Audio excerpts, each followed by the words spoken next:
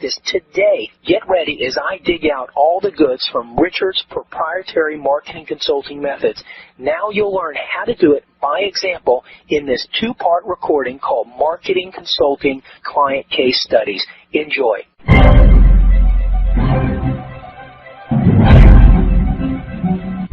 I thought what I might is illustrate what's happening with these clients because it demonstrates the unique selling proposition of the system. And that is that it's a marketing system that's unique because it not only increases sales for a client, but also net profit margin, bottom line profits go up, working capital is freed up, and it can happen in as little as 60 to 90 days for a client or quicker, and it can mean a 25 to 100% increase in all of those. And it's a system, so it's step by step, easy to execute, and you guarantee the system's performance. So that's the unique selling proposition for the system. That's what sets it apart from everything else out there. So that's why a consultant can go with confidence in approaching prospects because he's got something different and unique. Does that make sense? Yeah, definitely. So all of these stories, you need to see what's happening is we're not just increasing sales. These are profits going to the bottom line. Because as you go through the stories, we didn't increase the money spent to create those results. We didn't have to do more advertising. We didn't have to hire more people. We didn't have to go to more trade shows.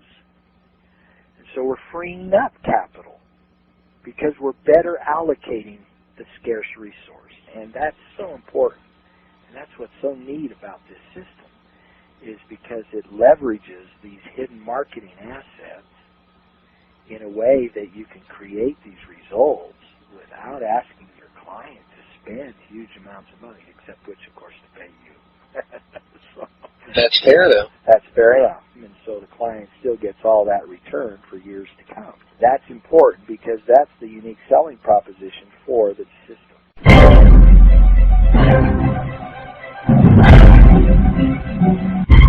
You've got a collection of past clients, and you're going to discuss some stories of impact stories with specific examples of the marketplace. That's right. Well, let's start with number one, see what we got. Well, this first story happens to also be the first client that I charged a fee for. As I was starting my career and got my training with Jay, of course, Jay Abraham's approach was the contingency-based, and that was difficult in starting my consulting practice, and so I got referred to a small clothing store in Elko, Nevada in 1990. They were doing about $500,000 a year, and I went in and met with them once a week for a period of weeks implementing the marketing system. What was it, like a women's clothing? No, it was more of a Western outdoor clothing. And they had a retail, physical brick and mortar. Doing about $500,000 a year in business. So you were referred to them by associates. So I charged this client $500 a day. That was my first fee-based charge. And I went out to $500 a day. Yeah. What, was it a male owner or what? A male owner. And he'd owned the store bought it from his dad. It had been in the area a long time. I'd go out once a week and charge him $500. So that was giving me a couple $1,000s a month. And so I was on my way to fee-based business. And one thing that is a common is that these steps in the system are in an order on purpose. They are really ordered in a way to have the most important and effective impact as quickly as possible. So we're not trying to manipulate the steps in any way. They're in an order to leverage the marketing assets of the client. So our first step in the system is developing a unique selling proposition. And a unique selling proposition, and the acronym is USP, is the number one step and first step in the marketing system because it is essentially the sales pitch. It's the compelling selling reason that that company is in business. It is what sets that company apart, what makes that company unique from all of the competition. And it's so important because with so many different kinds of businesses in the same business, so here you have in Elko, Nevada, in this example, you have a clothing retailer that's trying to compete against Corral West, which was a franchise, and Walmart coming in, and all these other clothing options in a small town of Elko. He has to stand out. He has to be unique. He has to find something that will differentiate himself from his competition. And the reason he has to do that is because if people don't perceive a reason that's different to do business with you, then they're only going to shop price. And they're only going to go to the lowest price seller. And they're only going to watch for the ads that give him the lowest price. So that was the battle this store owner had. He was fighting against the lower priced retailers of Western clothing in the area, and he had to win that battle. And in the system, you're trained how to determine a unique selling proposition. You're given 4 steps, and the first step is we met with the owner and his staff to get their perspective of the unique selling proposition. And in your training material, you have a complete questionnaire that goes through what questions you should ask. The next thing we did was to call some customers, survey customers. And in your training material, you're given all of the survey questions you need to ask. And we get the customer's perspective of what might be unique. Why is that important? Well, because they're shopping for some reason. They're coming to the store for some reason, and we want to know what that is. They're maybe going to another store as well, and we want to know that. Can you give an example, like the Domino's Pizza example, what a couple USPs would be for companies that anyone would understand? Yeah. The Domino's Pizza is a dramatic impact for that company because they came out and they looked at all of the competition, and they surveyed customers, and they talked to prospects, and they asked what's most important to them. And at that time, speed was becoming and was a void in the industry. No one was delivering a pizza fast. So they did. They said, we'll get it to you in 30 minutes or less, or it's free. Well, that was very compelling. That was very unique. And it took Domino's to the top of the pizza industry. Was their pizza any better? No, because what was important was speed, okay?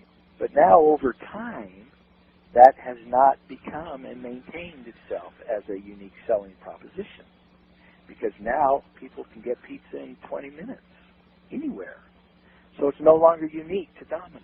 And Pizza Hut started to keep delivering a better tasting pizza. And that began to matter more than speed over time. So Domino's has lost its unique edge. Revenues are down. Domino's struggling. They have to create a new unique selling proposition. But it sure raised the bar for everybody. Now we can go anywhere and get pizza in less than 30 minutes.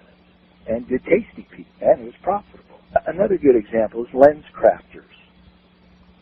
LensCrafters looked around at the industry and they said, oh, people want glasses fast and there's no one doing it. So we're going to build the lab right in the store and we're going to deliver in about an hour. Well, that's a very compelling, unique selling proposition. And it's got LensCrafters at the top of the industry. No one's matched it. No one's done better.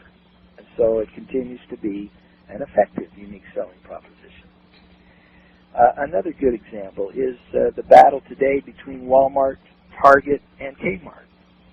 Kmart is pulling out of bankruptcy, while Target can build a store right next to Walmart. Well, why can that happen? It's because Target has a different, unique selling proposition than Walmart. Walmart is appealing to a low-price audience. They want low prices always. They communicate that USP over and over again, while Target does not. Target goes after an income level demographic higher than Walmart. They build a nicer store than Walmart. They have wider aisles. They have a little nicer product line. And so Target's doing very well building their store right next to Walmart because they're going to a unique demographic. than Walmart. So there was a USP not in product, but in who they were targeting. Does that make sense? Yeah. So there's what we mean by unique selling proposition, is a very targeted reason that people should do business with you and no one else. And so with this clothing store in Elko, we determined that they carried a nicer line of product so that we knew we couldn't be a low-price leader. And we also determined that they carried the largest selection of product. And so now we even counted the number of winter coats they carried and quantified this selection as a unique selling proposition. So we crafted the USP around a higher line and the largest selection in town. So that was the first thing we had to do. The second thing we did was make sure that message gets integrated into all of their marketing. That's step number 2 in the system. So where did you integrate that higher selection, better quality? Okay, it starts first with the salespeople on the floor. So we did some training to make sure we got scripting into their sales pitches. So when people come in the store, the first thing that they're telling these people is why they're shopping there at the store. Well, we do have the largest selection of these higher-end, better quality clothing lines. No one else in Elko has them. Well, that all of a sudden started to close more business. People started to buy more in the store. And we got it integrated in their newspaper ads that they were running in their local paper. We got it integrated into the radio ads that were running in the local radio station. We got this message integrated through scripting and through copy work. And you're trained in step number 2 how to do that. So that was the second most important thing. It's silly to have a unique selling proposition, and it won't do any good unless it's communicated over and over and over again. And it's got to be done first. That's right. You could be just wasting your time. That's exactly right. You could be running radio ads without a USP, wasting money, and newspaper ads without a USP, wasting money. And that's what these businesses do, is they get out advertising that emphasizes price, so they get mad when all they're selling is product with no margin. So a USP gives them a different message to sell. And that's why steps 1 and 2 are where they're at, because it's silly to pursue steps 3 through 7 unless 1 and 2 are done. What was the results for this clother? I'll share one more thing that we did. What happened then is Saddam Hussein invaded Kuwait right in the middle of our consultation with this clothing. The very month I was going to Elko, Saddam decided to invade. No one came into the store, and traffic dropped in half. This store owner said to me, "Richard, I'm going to go out of business if you don't help me with something here. I don't care if I got a great USP. I don't care if I got people that are hearing it on the radio. They're not coming in. They're all home watching CNN because it was the first time that the networks were publicizing a war and putting it on the screen." So his traffic dropped in half. So I said, okay, then what we need to do is do better with who is coming in the store. What is your average sale right now? And he calculated that his average sale was $25. So we did some training with the salespeople. We took some of his product line and built packages, and we raised his average sale to $50. We were able to double his sales with half the people. That saved him during that invasion. That kept him in business. And so the message is that when you're with a client that's in a hard time, or the economics and the situation is such that the shopping just isn't being done, the place to turn to is the customers that are coming in anyway and doing a better job of getting more money from half of the business that's coming in. So that was a dramatic impact on that store. And we took him from $500,000 to $850,000 in a year. Did he stick with you through all the steps? You bet. Yeah, we got into step 3, which is database. And we reactivated customers. We got his customers onto a mailing list, and we sent offers, and he created a frequent shopper customer club where the minute somebody spent over $500 in this club, they got $50 worth of merchandise free. That had so much impact, it kept his loyal customers coming back and coming back and coming back. So we did some great things in step number 3. Step number 4 is we started to put some cross-promotion pieces with other stores in the Elko area that had the same kinds of customers that he would want. For example, there was a Red Wing shoe dealer in the area, and we would have a special that would go to the Red Wing shoe customers over to this retail store outlet. And that brought in new customers in a different way without advertising more. We did the media, step 5, as we talked about, getting the USP integrated into his radio and into his newspaper. He did step 6, community marketing was a big part because Elko's a small town. He was sponsoring snowmobile trips. He was sponsoring outdoor activities. And he would take some of his clothing up to these spots and serve coffee and hot chocolate. And he was sponsoring the event. Mm-hmm. So he was out in the community, making people aware of his store and of his higher-end clothing lines. So, yeah, there were all the steps involved in that first client had a dramatic impact. And he was probably having fun doing it. Oh, it was a blast, especially when the war ended and his traffic picked back up. That's great. That's a great illustration. Is he still around today? He's still around, doing well. Uh-huh. Do you keep in touch with him? You bet. Great story. Yeah. Let's do another. I want to talk about a catering business. He was doing about $300,000 a year in catering, and he was located in the Salt Lake City, Utah area. How were you introduced to him?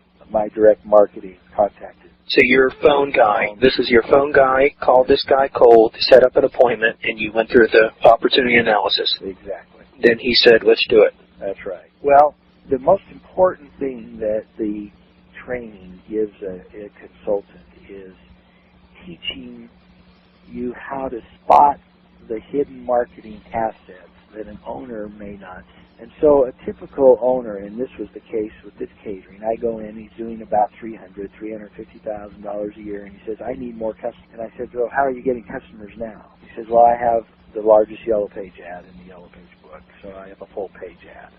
I said, well, how does that do? He says, oh, I'm getting calls every day. Well, that was a clue to me. Did he really need more customers? So what we did in this one was simply fix and tweak an existing marketing process that was already in place, but was generating assets he was not leveraging. He really didn't even need a unique selling proposition, although we went ahead and developed one. But the most important thing that he wasn't doing was capturing every phone call and following up on every inquiry from the Yellow Pages. Who was answering the phone over there? He was, which was the mistake, because he was also cooking. He was also the caterer. So I convinced him to go ahead and hire someone that's all they did was answer the phone and follow up with prospects that inquired about his catering. And that is all we did for that client, taking him from $350,000 to $700,000 in a year. You started with step 1, right? Yeah, we always look at the USP first. So he paid for his step 1. That's right. And at what step was this implemented in? And then step 2 is, again, integrating the USP into the current selling and marketing process. That's where this was. Because the phone ringing was his current process. So we got somebody to answer that phone, integrate and give the scripting of the USP over the phone, and he started to close more of his Yellow Page calls. It illustrates that you don't always have to fix a whole lot.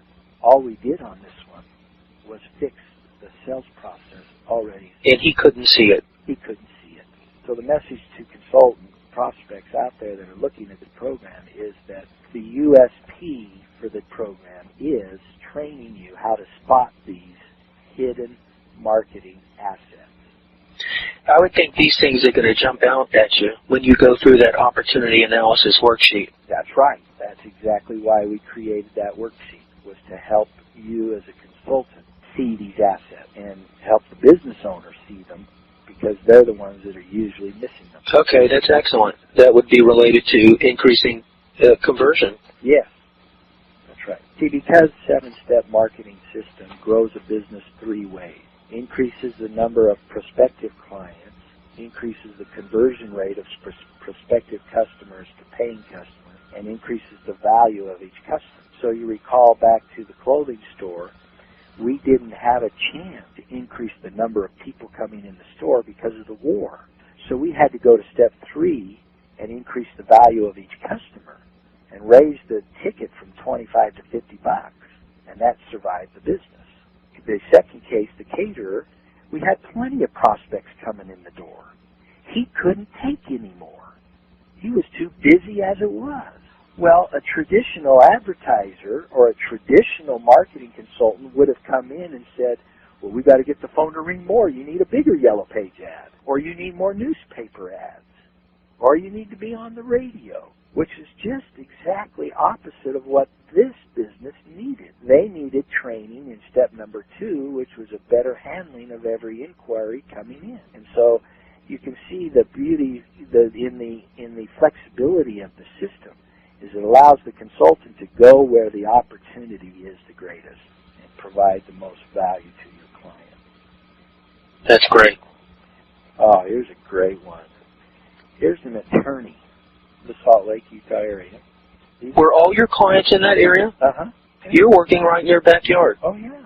Yeah, that's what we want consultants to do, to enjoy their backyard. So my travel is minimal, and my expenses are minimal. The moving parade principle is critical here, and that is just because they might not need you today, you want to stay in touch, and you want to stay in contact, because they might need you tomorrow. A business that starts business 5 years ago is now a prospect for me. And there's always new businesses starting every day. So your own backyard is where the diamonds are. Okay, let's do it. This is an attorney. He gives seminars. How did contact happen? I wanted to do seminars, and I was looking through the Yellow Pages for a seminar company. And I ran into this company that titled by a seminar name. In reality, it was an attorney that was going around giving seminars on asset protection. And his client base was doctors, dentists, high-income professionals who needed to have their assets protected through legal channels. So did you call him cold out of the yellow? I did. I called him up and said, I'd like to look at doing seminars with you. And it ended up that didn't work out, but he retained me as a consultant. We went in, and again, his USP was in his expertise. We knew right off the bat he had 20 years in the business. He was well respected around the country. He was a nationally renowned speaker. He used direct mail to get people into his seminars. I remember meeting with him, going through the opportunity analysis, and I asked him, I said, so how many people come to your seminar? And he says, well, I do about 3 seminars a week. I get about 500 people total during the week. I said, well, that's good. I said, of the 500, how many buy your asset protection package? He said, well, I'm a pretty good closer on the seminar circuit. I close about 30%. So I said, all right, so that means about 150 are buying your package. He says, that's right. And then because of the training, I asked this question. I said, so what about the other 350 that didn't buy? He said, well, I don't know. What can I do with them? I don't do anything with them right now. So here I am trained to spot that as a hidden marketing asset. And he said, wow, that's interesting. I'm already spending the money for those 350. So he says, what do you suggest, Richard? And so we implemented a back-end marketing program. So this is really step number 3, database marketing. We got all of those 350 prospects, and we developed and trained a call center of 2 or 3 salespeople who would call back the 350 prospects the next day or 2 after the seminar and invite them to buy the package over the phone. This got this attorney $1 million cash in a year that he never seen before. Wow, that's great. That was nice because I did some of that on contingency. I could see the opportunity. I knew what was going to happen. I knew the 300, and what we found out was some of them just needed to go home and get their credit card. They didn't have it at the seminar. All right, let's talk about that. So in your opportunity analysis, in asking questions, you saw what this could mean. You had enough experience to know what kind of dollars this was going to bring on. That's right. Now, let's say a consultant sees an opportunity like that, but the business owner has no clue. What are you going to say to try and lock in a contingency? Can you give an example with that specific case study? Yeah, what you would do is you would try to convince him and persuade him to a small test. You'd say, let's just test it, Mr. Business Owner. I don't know if it'll work, but let's just test it. How many steps had he paid for already? Well, he'd gone through and made sure his USP message was right, so he paid me for that. Mm-hmm. We determined that I couldn't help him a whole lot on the front end where he was the presenter and closing. Mm-hmm. He was doing pretty well there. So we were big on this part, which was the prospects that didn't buy. Okay, so he had paid me for a couple of steps, and he was paying me for the third step, and then we locked in this contingency deal as part of that third step. So what would you say at that point when you want to lock it in? What do you say? Say, listen, why don't we go ahead and we'll cut what you pay me in half, and let me just take a commission on each of the sales made. You remember what he said? He said, sure, absolutely. Did you draw up an agreement or a letter of agreement? And it's a commission agreement, and it was based on the phone people that I had trained and that I had. So it was very measurable because we knew we weren't going to mess with the sales he made in the seminar. So these were all incremental sales that he had never, ever looked at. Can I ask you what you asked for in commission? It was 10% on every sale. Okay. That's easy for him to say yes. That's no big deal. Sure. So you put a time limit on the agreement. That's right, and they'll want to. Or what would happen? What do you think? They get resentful? Yeah. Deal falls apart? Yeah. So you would recommend if someone's going to set up a contingency with someone, avoid that and be fair and set a time limit on it. Yeah. Don't lock them in for life. Yeah. Unless you want to become part of the company. Mm-hmm. You know, if there's some reason you want to become an associate with your client and stay with him long term, that's a different story. But maybe you do that after a couple of years with him. I had no interest in becoming a long-term partner. Okay. That's a great illustration. Yes, a great story. And again, the importance of being able to identify these hidden assets. Because I tell the clients that I don't know which step of the system or which combination of steps is going to generate the increases. And so I need to do all of these steps, the ones I'm recommending. And they understand that. Go to a manufacturer. This company manufactures clips that go on the siding of houses to clip cable to the house. So your Sprint people, your Comcast people, the installers of cable are the customers of this company. How'd you find them? A referral through an alliance partner that I have. Mm-hmm. Can you explain that? Yeah. About 3 years ago, I came in contact through a client with a manufacturing nonprofit group who is set up by the federal government and have offices in every state. And their job, as assigned by the government, is to help small manufacturers become more profitable. So this manufacturing group I got in contact with by way of another client, and I met with them, and I helped that group increase its business. And then they contract with me to work all of their manufacturing clients that need marketing help. Mm-hmm. So it's been a great alliance for 2 years now. I'm not an employee. They just contract with me.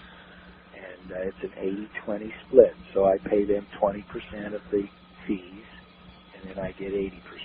So this company was referred to me by this manufacturing group, and they manufactured these clips for cable. I met with the owner and the person he had running the company, and they were doing about $15,000 a quarter in business. So that's about $5,000 a month, not doing real well. We created a unique selling proposition, and then we integrated the unique selling proposition again into the person handling the phone call inquiries. And then we created a mailing piece, a combination of step 3 and 7, going out to his customers and to prospective customers, some direct marketing. And in 90 days, we had them doing $55,000 a quarter. That's great. How were they getting their existing customers? People were finding them on the website and calling to order clips. But what this owner was doing, or the guy running the company, was saying, yeah, I've got clips, but he wasn't telling them the USP. Were they a commodity? That's right. They were perceived as a commodity. We had to change that perception. And one of the attributes that this clip company had, and all of their clips, compared to the competition, was it was much easier to use the clips, much easier to install, easier to maintain, easier to replace. Well, we started getting that phone script into those inquiries, and his conversion rates again doubled, raising his revenue. And so once again, very simple, very simple. But steps 1 got to be done. Steps 2 got to be done. Mm-hmm. And then that gives you the ability then to get more steps from the client. Did you take them through all the steps? No, just 4 steps. You're not going to take a client through all the steps in all the cases. That's correct. And I would say there's probably a pretty good rule that the smaller the company, the fewer steps. The larger the company, the more steps. Because the marketing's more complex. The marketing's more involved. I bet these guys just think you up and down. Oh, they do. They think you walk on water. They do. I mean, you've changed their lives, their families, and that's a good feeling. It is. It is. I'll tell you one story that in all of consultants will get a little opportunities like this. I had a neighbor that came by, and he knocked on my door, and he says, Richard, I understand that you're in marketing. I said, yes. He says, well, I need you to know I can't pay you anything, but could you help me? I said, sure, I'd be happy to help you. He said, I'm starting a carpet clean. I've got my truck. I've got my equipment. I'm only doing $100, $200 a week, so I'm really suffering here. Is there anything you can do to help me? I said, well, what are you doing now to get business? And he showed me a little 4x6, 5x8 flyer that he would take and hand out to homes. Well, without going through the steps of a USP, because I knew he couldn't pay me to do that, I just created one. And we changed the flyer. The flyer was 3 rooms, $49.95. Selling on price. That's right. Mm-hmm. So what I recommended to him is I said, why don't you give him the 4th room free? So do 3 rooms with me, get the 4th room free. Well, he handed out 800 flyers the first time and got 1 call. He handed out 800 with this unique selling proposition and got 15 calls. He's making $1,000 a week now. Just changed his life overnight. Did you have an instinct that would pull from some prior experience? Yes, I knew that free always is a good, compelling reason to buy. That works very well. But it also has been combined. I've used it with other packaging offers. And so he had this package for $49.95. And the reason I convinced him of it, I said, listen, you're already in the house. And so it's not going to take you long to add another room. And he said, that's right. It's not a big deal. So we went with it, and his life's changed. So yeah, there's that satisfaction as a marketing consultant, the way that you can impact lives and businesses. That's great. Is he still going today? He's still going today. All right, that's excellent. That's a good story. Let's illustrate one with this very large manufacturing company, a public company, doing over $300 million a year. How'd you find him? Again, they were referred by my Manufacturing Alliance. And this is a great story because a big, large public company, there's some dynamics that as a consultant you encounter that you don't encounter with a small company.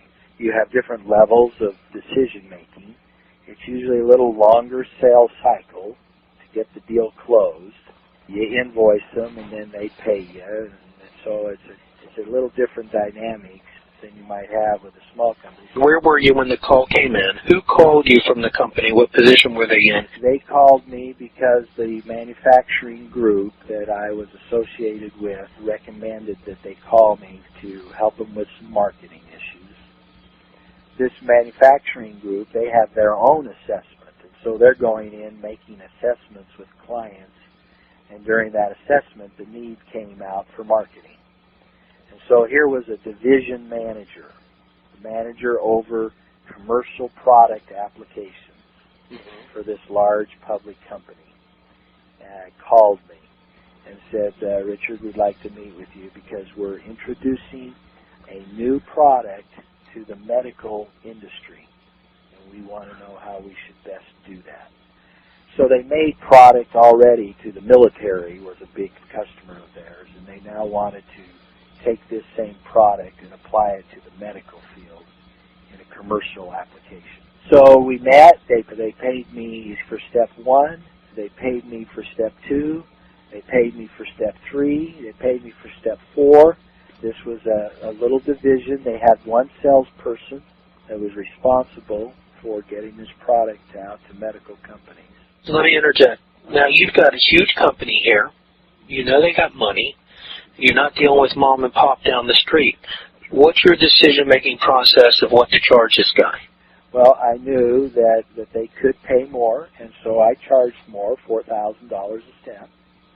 I knew that they might call me later on down the road. So I got in the door.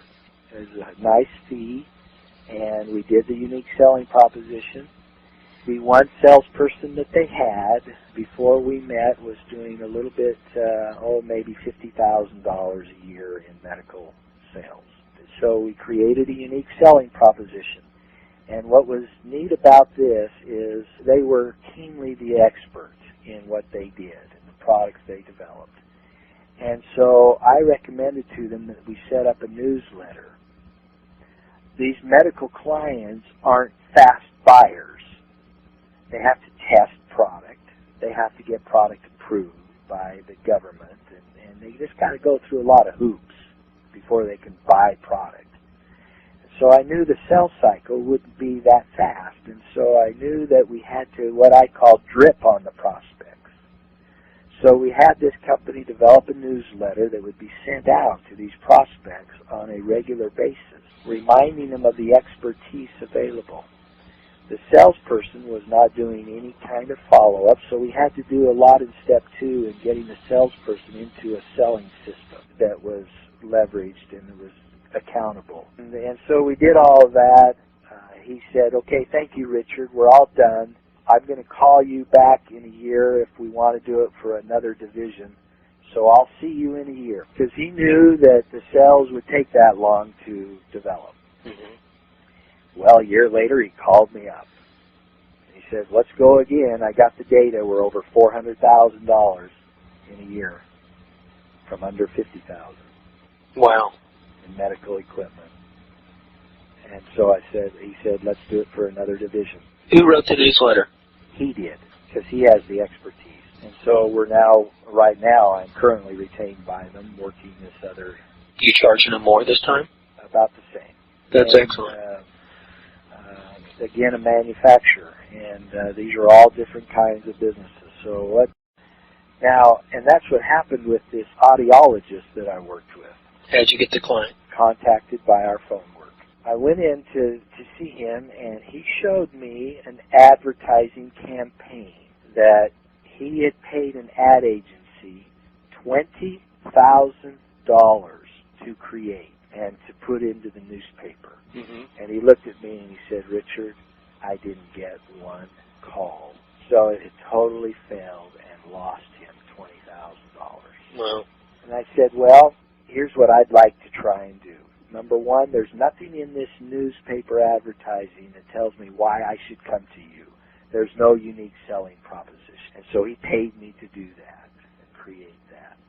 I said, next, what we'll do is I'd like to try some seminars instead of the newspaper. And so we created a seminar promotion piece that went out in the direct mail. So we decided to go direct mail rather than newspaper. And this is so important because that decision was based on the work done to create a unique selling proposition. Because in the process of step one, we determined that he was not a mass price seller of hearing aids. And if you go through your local newspaper, you're going to see tons of advertising from hearing aid companies on price. So I said, your customer is not going to be reached through the newspaper. That's for a hearing aid company that wants to mass sell hearing aids at the lowest price. What was his unique selling proposition? How was he different? He was different because of two or three things. One, he was the only one in the area that belonged to a national buying club that could purchase from all 32 manufacturers of hearing aids. So he had the largest selection available. Number two is he's the only one in the area that had a scheduled hearing health care plan. In other words, the customers would come to him and not just get a hearing aid, but they would actually schedule their follow-up visits for the next 2 years. And it was already scheduled in advance. So he was just a higher-end servicer. He was more of a healthcare professional, not a hearing aid dispenser. Well, you can't persuade people in a page of advertising to do that. So it was wasting his money. So we redirected the resources, not 20,000, maybe 4,000 of it, to a direct mail seminar campaign. And we now have him doing seminars on a regular basis rather than newspaper. So we've shifted the resources to match the unique selling proposition. Because with the direct mail, I can target higher income people who respond more to a healthcare professional rather than a hearing aid dispenser. Who are they mailing to? They're mailing to a demographic group of 55 and 65 years of age and older, and a certain income level. And we bring them to a seminar and give them a free dinner. That took a little convincing. I had to help the owner understand that just go ahead and buy 20 people their dinner and bring them out on an evening at 6 o'clock and be done by 7:30. And so we've tripled his business by going to the seminar route. And we've cut his expenses. Now, let me tell you where we entered now into step 4. And that is, he had a neighbor that was a financial planner to seniors. And this financial planner had 1,000 clients that he had serviced over the years. Now, step 4 is what? Alliances and partnerships. Okay. So we're forming an alliance and partnership with this financial planner. And so the financial planner, we crafted a letter that he'd send out to his 1,000 people, inviting them to a seminar and a free dinner, because we'd already found out that worked, yet it only cost the meal. It didn't cost anything because the alliance partner covered the cost of the mailing. And it was a much smaller, more targeted, and a endorsed mailing. Now, was something in it for the alliance partner? Yes. The audiologist is going to sponsor a seminar to his patients. So it works both ways. And so we were going to do another seminar after this one that we scheduled with the alliance partner, but the turnout was so great, the conversion rate so high, that my client is booked for the next 3 weeks from this endorsed seminar. Who put together the direct mail letter? I did. Was that difficult? Oh, no, not when you know how to do it. And that's what the system will teach you. And now we'll sponsor a seminar for the financial planner. And I went up to my client and I said, do you realize that you're going to sell probably 20 hearing aids and it's going to cost you $400? Is the financial planner going to be your client too? Maybe. I wanted to tell this story about the audiologist because he retains me on a monthly basis. And so residual income, that can happen that way. You can keep a client for a long time. He just calls me and we just stay in touch, and I do a little bit every week for him, and he pays me on a monthly basis, and so I have an ongoing client income. Okay, that's great. Yeah, that's another way to work with your client. But it also illustrates, now what we're talking about is he said to me, he said, you know, Richard, there's got to be other financial planners that are going to the seniors. And he's right. We'll just start finding other financial planners to do the same endorsed seminars with. He could do that for the rest of his life and never have to mail cold again. And save $4,000. So again, the system not only increases sales, but frees up working capital, increases his net profits, increases his margins. The business is impacted in all ways where traditional advertising can't impact it like that. Here's a furniture company, Discount Furniture Store.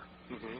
And my phone contacted this group. I want to illustrate this story to also illustrate an important principle, and I think I may have mentioned it in a previous interview, and that was that a startup company is hard to work with because they don't have a lot of marketing assets. Well, this was a startup when I went to meet them. He'd been in business about 3 months, so he was just getting going.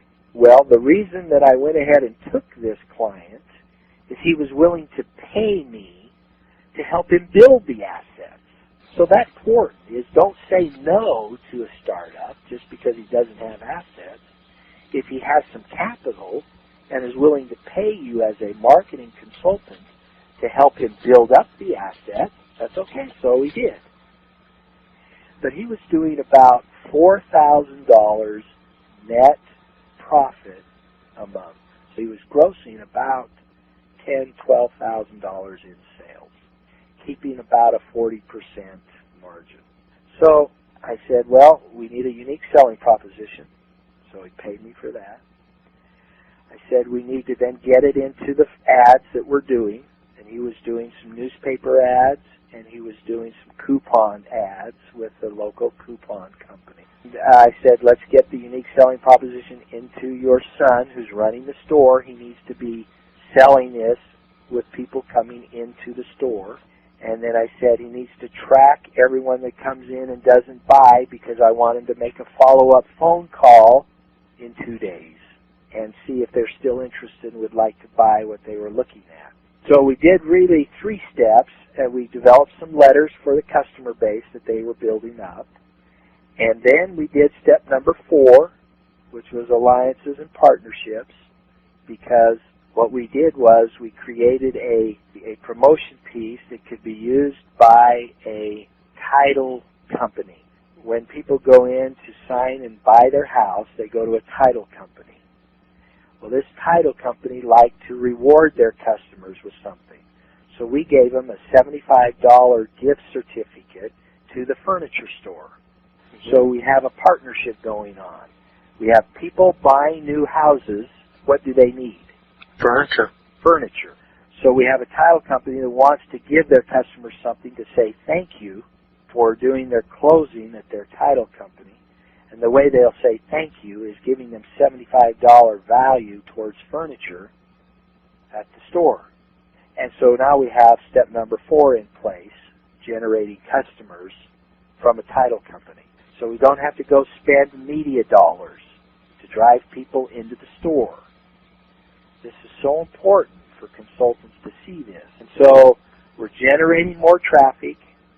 We did this training of salespeople in step number 2 to convert more. Did the database, which was to send out letters, and started a customer club, a referral frequency club for his customers. And 6 months later, he's generating net profits of $12,000. So we tripled his net profit. And he's able now to keep the store open and to keep his son there running it, and they're looking to expand to get into a bigger location. That kind of brings something up. When you're looking at a company and choosing to take one on, and you know you can grow this business from your experience, is that something you want to ask them, how much can they grow? Or you bring up a great point. I refer to them as anti-USPs, which mean, can you handle this growth? Is there anything that's going to kill it? We'll create a unique selling proposition for you, but can you kill it through your operations? And so, yes, you've got to make sure that there's nothing in the other parts of the business that are going to kill this growth. And when are you discussing that? So you should try and spot that at the opportunity consultation. Mm-hmm. You should ask them, let's say if we doubled your sales, do you have the capacity to handle that with the current situation that you're in? And they might say, well, no, I'll need to hire somebody, but I can do that. In fact, I was with a prospect yesterday. They manufacture baggage for certain industries, duffel bags, backpacks, and things like that. Mm-hmm. And she said, well, I'm doing about $600,000 a year. And I said, well, I could see where we could get you to $800,000 to $1 million pretty quick. Can you handle that? And she said, yes, because just about 3 months ago, I contracted with a manufacturer facility that is my competitor who could handle all of my excess business. Mm-hmm. All right, so I knew then that we'd be okay, because I knew without that manufacturing facility, we would have buried her. Okay, great illustration. Let's do another. I mentioned in another interview this client. They were a very large employee leasing company. Employee leasing has been a big trend the last 10 years. They were doing about $60 million in payroll, and they were a very good, progressive company. We went in and conducted the opportunity consultation, saw where I could help them. They paid me then to start implementing the marketing system. Oh, this is a good story for a couple other reasons. Part of the unique selling proposition is to get with the owner and get the owner's perspective of what is unique. So we did that. We called customers and talked to them. We look at the competition and see what they're selling. And between all of that, we write up and create a unique selling proposition. Okay, then we go to step 2, integrating it. Well, he had 5 salespeople. So I went to the 5 salespeople, and I said, I want to hear your sales pitch. And in going out with those 5 salespeople, I never heard what the owner thought was the USP. So here we have an owner on a different page than the 5 salespeople. That's a problem. And the reason it's also a problem is the 5 salespeople are selling a commodity just like all the other employee leasing firms. So their closing rate isn't very good. They're closing maybe about 1 out of 5. And they're closing on price. Again, how much is your health insurance? How much are you going to save me on health insurance premiums? How much is your dental insurance? And how much are you going to save? So again, it was a price issue, which illustrates the commodity approach that was being taken by these 5 salespeople. What we did then was take the unique selling proposition and make sure that all 5 salespeople were now selling that unique selling proposition. And again, in those 2 steps, we go from $60 million in payroll to $90 million in payroll in a year. Wow. And that's because we doubled the conversion rate of 20% to 40%. So he kept me on, and we went into database, step number 3. We went into alliances and partnerships, step number 4. We actually did a lot of media. We created new brochures. We created new radio ad campaigns. We were in the industry journals. We went to the industry trade shows and always won the #1 marketing awards that were presented at the trade shows. And then here came a contingency opportunity. He called me up and he said, Richard, are you ready to leave your consulting and would you come with us full-time as my chief marketing officer? Mm-hmm. I said, what's in it for me? I said, I don't know that I want to leave my consulting practice. And he said, well, the industry, as you know, is going through some massive changes and we are going to be going public, and that will happen in about a year. And I'd like you as the chief marketing officer, and I'm going to give you some stock. And if the stock goes as planned and comes out public as the prices that we're planning, you'll be a millionaire. So I illustrate this story because of 2 things. One is it took me out of my consulting for 2 years. Now, when was this? This was 98. And you became a millionaire from that one deal? No, I'm illustrating this. Okay, go ahead. To raise some flags. It is a way a consultant can position himself into a contingency type. What'd you say to the guy? I said, sure, I'm going to come on board. So I come on board, and what happens is the case which is so typical of many entrepreneurs. He brings in a venture capital firm to give him money to go public. They begin to find out that this CEO cannot take the company public. He doesn't have the skill set. So he gets fired and all of us get let go. How long did that happen after you came on? About a year and a half. So you weren't doing any consulting for that whole time? No. Here I was investing, planning to go public and become a millionaire. I illustrate it because it did two things. It took me out of consulting. These are things often beyond a guy's control. That's what I want to illustrate, is that a contingency puts you at risk that way. Yeah, and promises don't pay the bill. That's right. Absolutely. Okay? And so another opportunity might come along like that. But did it cost me more than it helped me? I don't know. Because they paid me well.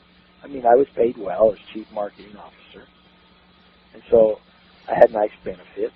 I mean, I was a corporate man. How'd you like it that year doing that? How'd you like it compared to your consulting practice? Very, very, very unsatisfactory in satisfying my need to be out working with businesses. You were trapped. I mean, you bit the carrot and sold your freedom for a carrot. There you go. That's a good lesson. It's a great lesson. And I don't want to say that it would have necessarily been the wrong one. It may have been great. Mm-hmm. And so my message to all the consultants out there is, keep your eye open. These opportunities are going to come along. And you just have to decide what's best for you. So a great story and a big impact in my consulting business. What would you tell someone who's been a corporate guy for his whole life? And this consulting system or being a marketing consultant is something that he's always wanted to go out on his own, but he's just had the fear. Talk about some of the benefits of being your own boss, having your own business, and some of the fulfilling things that you've experienced over the years doing this. Well, I say the number one fulfilling is the freedom of creativity. When you're your own boss, and the only one you're answering to is the client, the creativity and the fun in generating that creativity is very, very fulfilling. Because if you don't perform for the client, he'll fire you. And so you're on the line. And when you're on the line, you just have to be creative. You have to be good. You have to raise your level of performance. When you're in the corporate world, you don't have to do that as much. You're held back by others that are making creative decisions. You're always fighting. You're always looking for political turf. You're always worried about who's getting credit. It's the nature of the corporate world. And I learned in that experience that the corporate world can never, ever pay you enough. They just can't. They're not set up to pay you for your individual creativity and performance. The only one that can afford to pay you that is the client. And that's the freedom of the consulting businesses. I started to get bored. I started to get routine. I started to get less creative. And so that's why it was unsatisfying. And why I was grateful that it finally came to an end. Not in the way that it did, but that it came to an end. And it gave me the chance to get back out, get free again, and answer only to the client, and be creative again. And there's the fulfillment of your own consulting business. Well stated. Let's do another story. Oh, this is a great little story in your own little home community. Here's a small little mint company. They make medallions out of gold, silver, and brass, and they create incentive medallions for brokers that do premium incentives, like to Coca-Cola and to Boeing. And I was, again, referred to them by the manufacturing relationship, and they were doing about $5,000 a week in sales. A little mom-and-pop shop. And struggling. Here they were, 60 and 63-year-old couple, burdened, by the fact that they have to go to business and work every day because they're in debt and because their sales aren't high enough. Yet they would like to retire. Well, again, they're looking to me to say, Richard, we need more customers. And whenever you hear that as a consultant, the first thing you want to say is, well, maybe you don't. Because let's ask the question, how well are you doing with the inquiries that you're having now? Well, as we took a look at that, we create a unique selling proposition. And then step number 2 is to take a look at that and say, all right, who's answering the phone? Who's answering the inquiry? And what are we doing with it? Are we following up? Are we selling the unique selling proposition? Well, the wife in this partnership was the one tasked with the sales. So she didn't even know how many calls were coming in. She didn't know how to even do a bid. She didn't know how to follow up.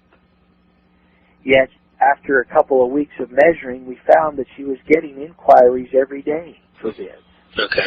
Okay? From websites that they'd had.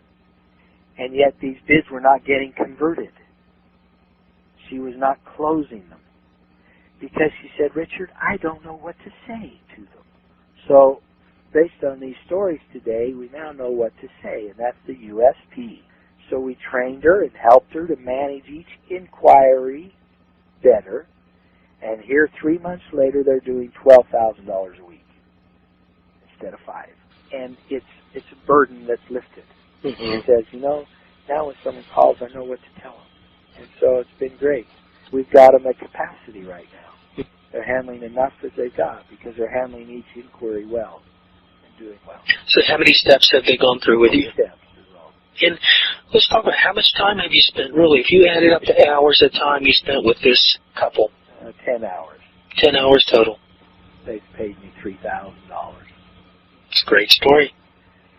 All right. I want to illustrate something that's happened this past year. Over the last year, through this relationship that I've developed with a manufacturing group as an alliance, for the first time, we've done some group training.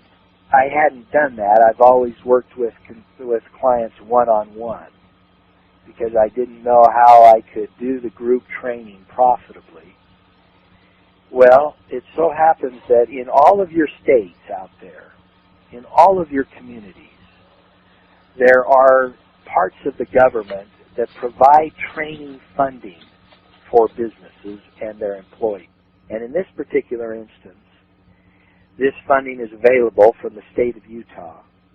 But I didn't know about it until I got associated with my manufacturing group, who's a nonprofit group whose business is to know about these sources of funding. And so what's worked out is the manufacturing group has done the promotion in communities around my community. These are smaller, more rural communities that you could not profitably, as a consultant, work with someone one-on-one because you'd be traveling too much. So we have been able to package, and this will be included in the releases that are coming out in the updates of the system. But we've been able to package group training now. And so I did 4 of these group trainings, training about 80 to 100 business owners and employees this past year. About 80 at a time? About 20 at a time. We're training them in 2-hour increments. So I'll go to the area for 2 hours and come home. All right. And train them all at that location. On how to build their business using this system. That's right. And each of those training sessions has been worth about $10,000 to. For 2 hours? For about 2 times 7 weeks, 6 weeks, about 12 hours.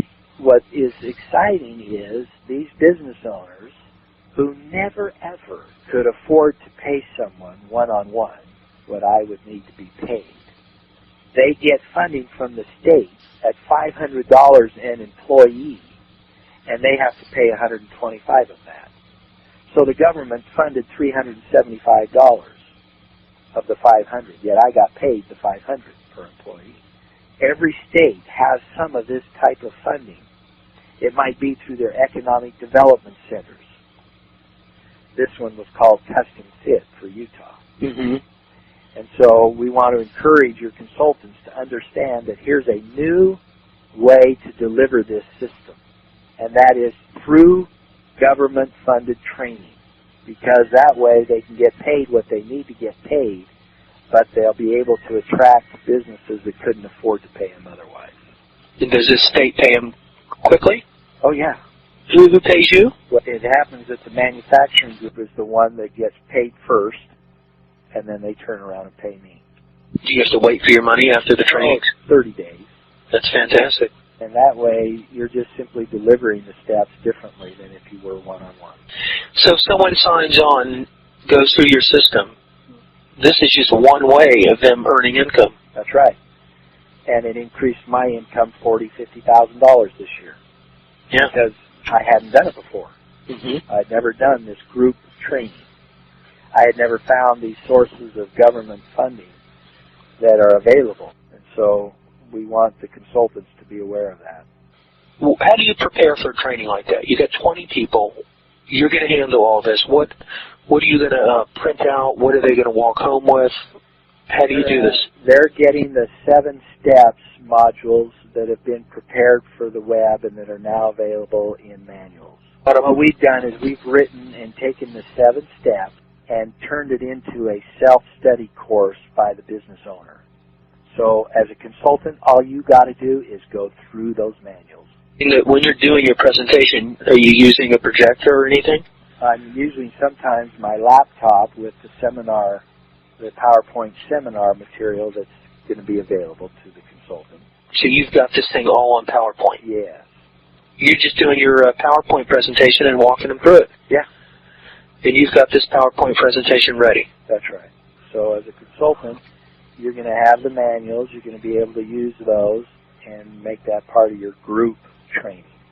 And it's simply set up so that the business owner himself can take himself through the system and doesn't require a consultant to do it for him.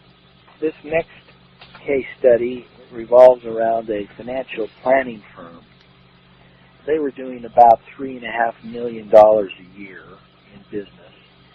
Their target market was a wealthy individual who was on the verge of selling their business and retiring. And so they were going to come into a lot of money, a lot of assets. Mm-hmm. And this financial planning firm then would sell financial plans for those types of people. So the customer was a typical business owner who was had their business for about 20 years and was selling it and coming into a lot of money. And when I met them and visited with them, and this was a fellow I'd worked with previously in my outside sales days, he called me up out of the blue and said, I've started a financial planning firm, and I want you to come and help me with some marketing. So that's how I got this client. We went in and found out they were generating their prospects and their leads through advertising in a very high-end periodical magazine. And these ads would cost about $10,000 a piece to run. So I took a look at the ads and realized that there really wasn't a unique selling proposition in the ads. So again, that's the first place we look and we fix, is we create a unique selling proposition for them. And then we put that into the ads. And in this case, they were just advertising financial planning. But what we did was find out that the work they did would actually lower taxes by 50% or more for these clients. So we started to be more specific in the ads, and we started to say, lower your taxes 50% or more. Well, this doubled the response on the ads. So that's the situation of taking a USP and getting it integrated right into the ads. So we didn't have to spend more ads. We just did a better job. Then we had a group of contracted independent salespeople out in the field, and these people were just kind of loose out there. They were under contract where they got a commission for developing a financial plan. And what had happened is these prospects would come into Salt Lake City and meet with the company there in Salt Lake City. Well, by getting some of these salespeople out in the field, the clients could meet with them in their region and in their area. So we were able to service more clients by setting up these outside salespeople who were qualified. Some were attorneys, some were CPA background, some were insurance background, but we could train them enough to sell the financial planning that we had. By leveraging the salespeople out in the field, we set up a selling reporting system that required them to send in their contacts, send in what they were doing with their leads and how well they were doing with their leads that we would give them from the advertising that we would generate. Tied down the sales process better. We had a real big push in alliances and partnerships. We found out that the conversion rate would increase if we brought the CPA in with the business owner. We were finding that we would propose a financial plan and that they would go to their CPA and it would get killed by the CPA. So we just simply started bringing the CPA with the client, treating them as a valued advisor partner from the beginning. So our conversion rate started to go up. We started to do a little bit more community marketing in the areas of these salespeople, doing seminars and workshops. And so over a year, we took them from $3 million to $7.5 million by those steps of the system. That's fantastic. Another great story and a great use of all steps of the system. Media was big because they were spending large on media. Community was improved because we'd have salespeople in the local regional area. Direct marketing was used because we would send out, beyond the media, we'd send out a newsletter and direct mail pieces to prospects. So there's a case where all 7 steps of the system were implemented. I hope this recording has been some of the best marketing advice you've heard in a long time. Richard's proven system of uncovering hidden marketing assets in a business is based on his 15 years of marketing consulting, and it works. Whether you're a new business looking for a way to systematize your marketing, or if you want to be a marketing consultant helping small to medium-sized businesses while making a very comfortable income working part-time from home, Richard's system can shortcut the learning process for you. For more information on Richard's marketing system, call 858-274-7851. That's 858-274-7851.